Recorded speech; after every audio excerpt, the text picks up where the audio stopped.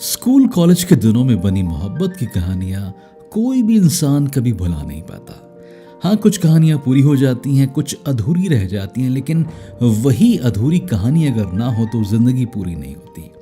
आज मैं एक ऐसी ही कहानी आपसे शेयर करने वाला हूँ। ये कहानी है उषा और देव आनंद की।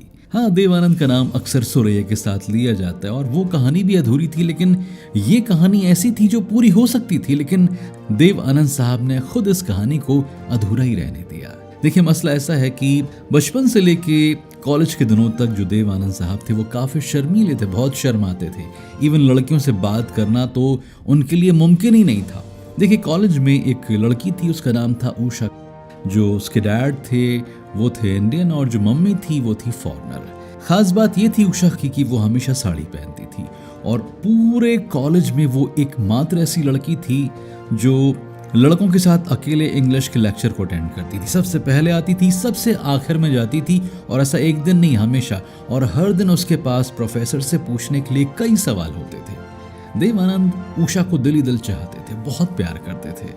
वो चाहते थे कि वो उसके साथ रहें, उसके साथ जिंदगी गुजारें, लेकिन अपने शर्मीले स्वभाव के कारण उन्होंने अपने दिल की बात उससे कभी कही ही नहीं। हर दिन कॉलेज में जाना और देव आनंद की आंखें सिर्फ एक का पीछा करती थी, उषा।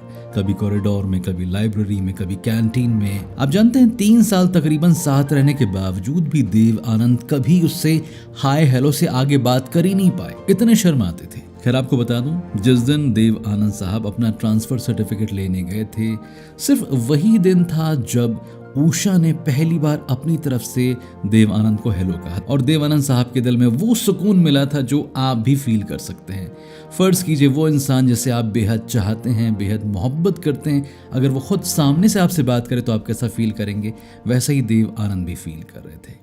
उस दिन उषा ने देव आनंद से कहा था कि क्या तुम मास्टर्स के लिए वापस आओगे, लेकिन देव आनंद ने जवाब दिया था, मुझे नहीं पता मैं क्या करूंगा। लेकिन वो जानते थे कि वो वापस नहीं आने वाले हैं। और जब उषा को ये बात मालूम चली कि जो देव आनंद है वो लाहौर छोड़कर मुंबई जा रहे हैं, तो उषा ही वो लड़की थी जो दौड़ते दौड़ते, भागते भागते रेलवे स्टेशन तक पहुंची थी, प्लेटफॉर्म तक दौड़ रही थी, देव आनंद से कह रही थी कि देव, मुझे साथ ले लो, मैं तुम्हारे साथ चलना चाहती हूँ। लेकिन देव आनंद ने उनका हाथ नहीं पकड़ा और वो कहानी वहीं अधूरी रह गई। कुछ ऐसी कहानियां आपकी भी होंगी, मेरी भी हैं, हम सब की होती हैं। अगर आप चाहते हैं कि आपकी लव स्टोरी मैं शेयर करूं तो मुझे डीएम करें, मेरी टीम खुद आपसे बात करेगी। आज के लिए इतना ही। Happy rose day, happy Valentine's week. This is RJ John signing of.